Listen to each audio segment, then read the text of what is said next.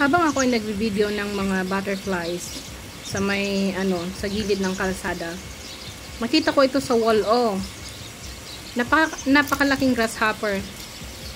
Parang kakaiba siya kasi may mga nabidyohan na akong grasshopper pero doon sila sa may mismong leaf. Ito dumikit siya sa wall.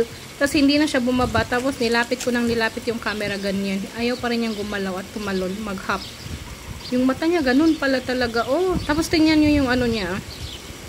Tinatry ko na i-focus yung kanyang katawan. Look at that. Yung leg part. Yan meron para siyang tusok-tusok. Yan yung mid-leg niya siguro yan. Oo. Tapos, yan may mga tusok-tusok. Para sa protection din siguro nila yan. Tapos, tingnan nyo yung mata niya. Parang siya, parang buto ng mga tanim kong okra ang kanyang mata. Ang laki. Na yan siya na white. Nakalabas pala talaga. Kasi kailangan kong i-focus yung yung phone ko. Tapos meron siyang whisker. Yung whisker niya puti yung kuha ko sa isa, tapos medyo yellowish yung kuha ko dun sa isa.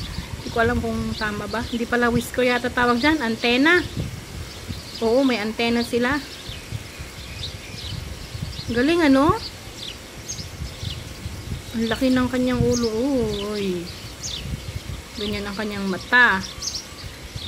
Ang laki niya. Kaya na-miss ako. Tapos hindi talaga siya umaalis. Kung nakikita nyo na na nawawala yung focus kasi yung kamay ko magalaw. And gusto ko talaga siyang ilapit ng bonggang-bongga. Pero na talaga. Medyo kinakabahan din kasi ako Kasi baka mamaya tumalon to sa akin